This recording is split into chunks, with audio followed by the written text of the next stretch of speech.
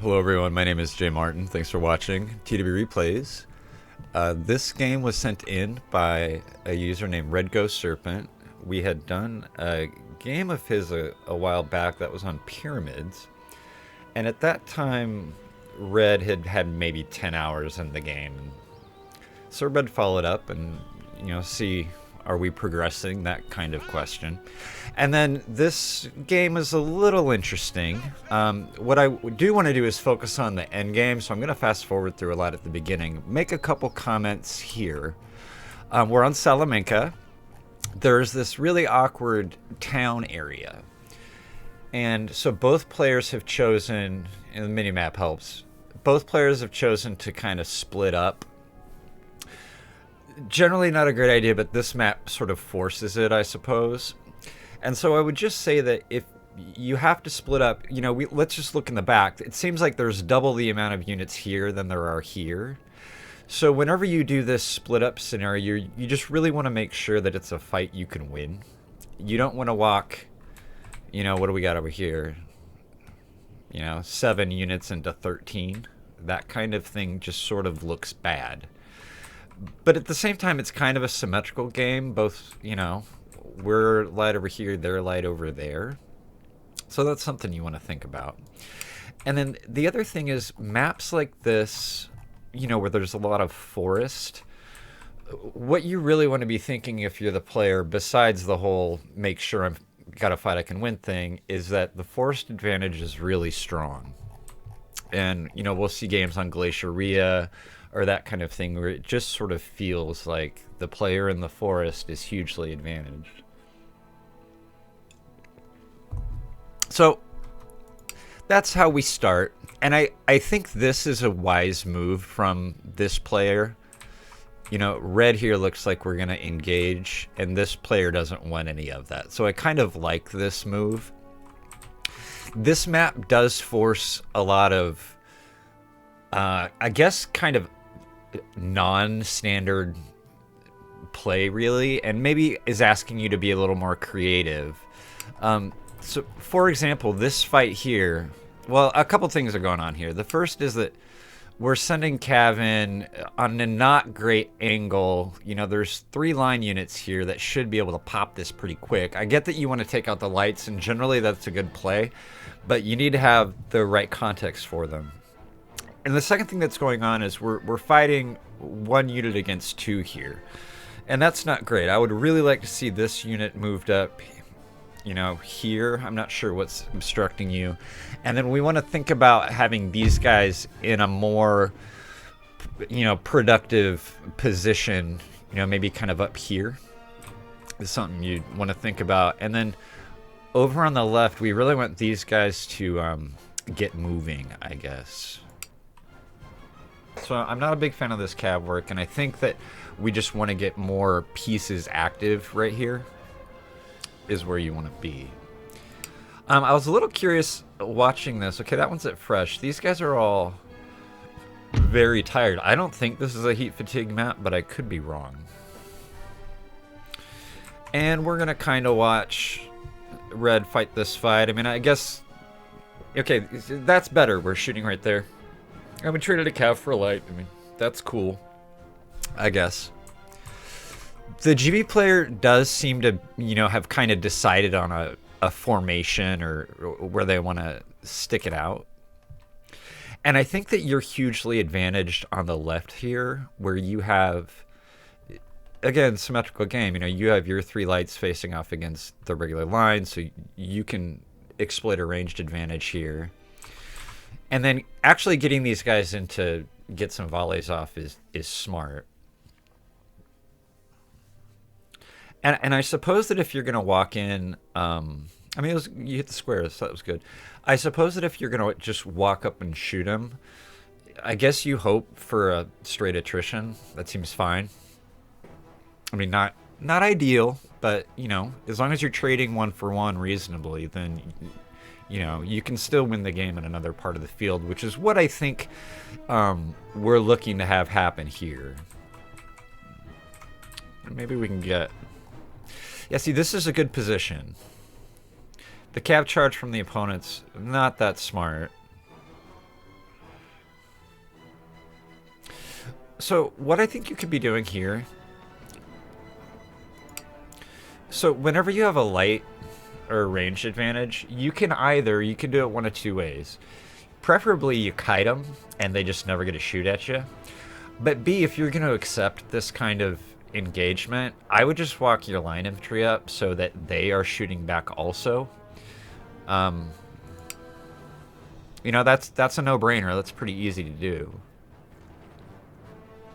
See, like, these guys are not shooting, and they're taking the overflow bullets. Something to think about. And then I'll look over here real quick.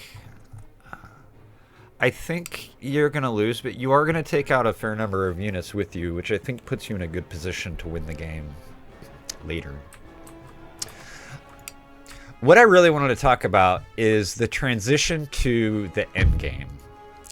And I think a real simple way to define the late game, the end game, is all of the cav are dead.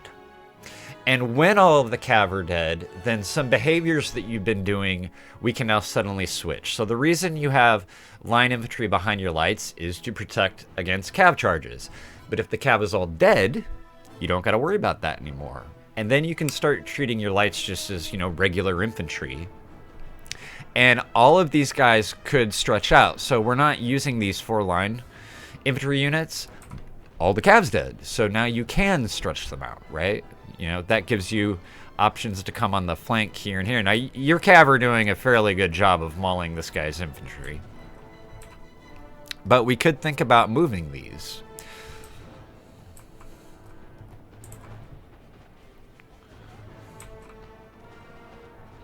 And in this kind of fight, what I'd be predominantly thinking about is just hug the forest. If you're in the forest and they're kind of not, you're probably going to get better than a 1-to-1 trade. Something to think about. And now that, you know, second detachment is crushed, are we moving? We're moving a little bit. That's when we can really start spreading out here. Another kind of late game tip is if you are the player that has half a cav unit left, that's a really strong advantage because you can use that to threaten them. I think you do that pretty well coming up here a little bit.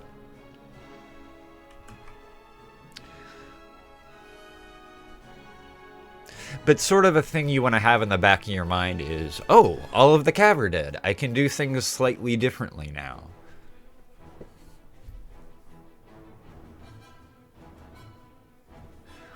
But Red, I would say that for a player who doesn't have that many hours in the game, I think that your quality of play is looking really good.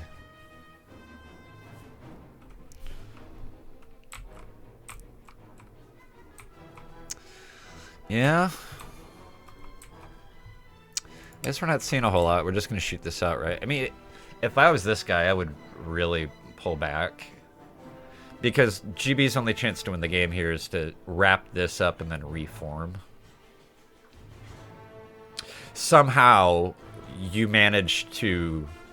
Like, you didn't lose a unit over here. I guess that was your cav doing a lot of work, but... Prussia kind of wound up with a much better attrition rate over here on the left side of the map. And there we go. I think this one's pretty comfortably in the bag, especially if you stretch your, or, you know, use your musketeers and your guards here. Having 2 guard units in the late game is pretty strong also.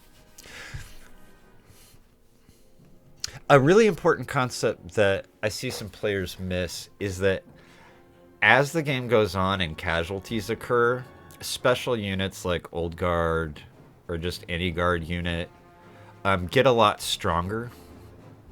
As units take casualties, Cav gets a lot stronger. So Cav in the late game is really strong. That's why you'll see a lot of players